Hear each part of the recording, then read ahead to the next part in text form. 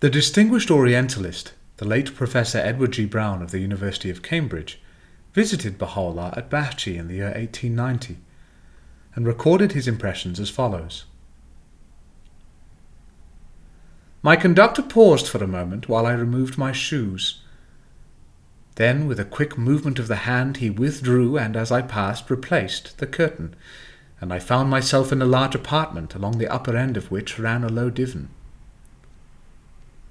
Though I dimly suspected whither I was going and whom I was to behold, for no distinct intimation had been given to me, a second or two lapsed ere, with a throb of wonder and awe, I became definitely conscious that the room was not untenanted.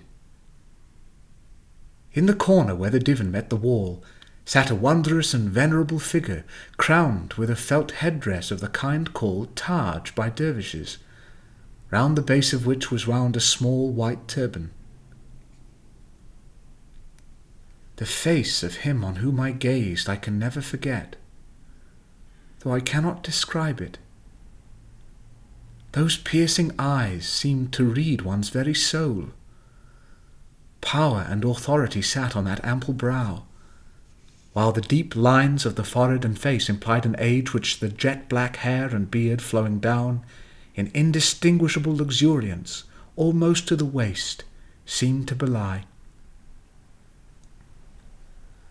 No need to ask in whose presence I stood, as I bowed myself before one who was the object of a devotion and love which kings might envy, and emperors sigh for in vain. A mild, dignified voice bade me be seated, and then continued, Praise be God that thou hast attained. Thou hast come to see a prisoner and an exile.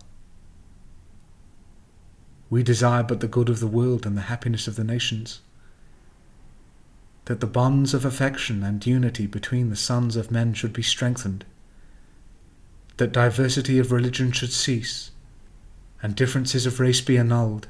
What harm is there in this? Yet so it shall be.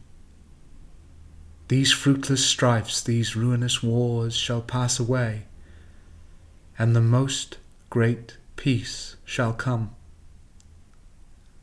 Let not a man glory in this, that he loves his country.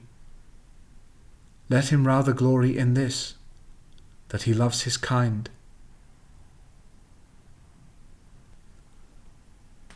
Such, so far as I can recall them, were the words which, besides many others, I heard from Baha. Consider well whether such doctrines merit death and bonds, and whether the world is more likely to gain or lose by their diffusion.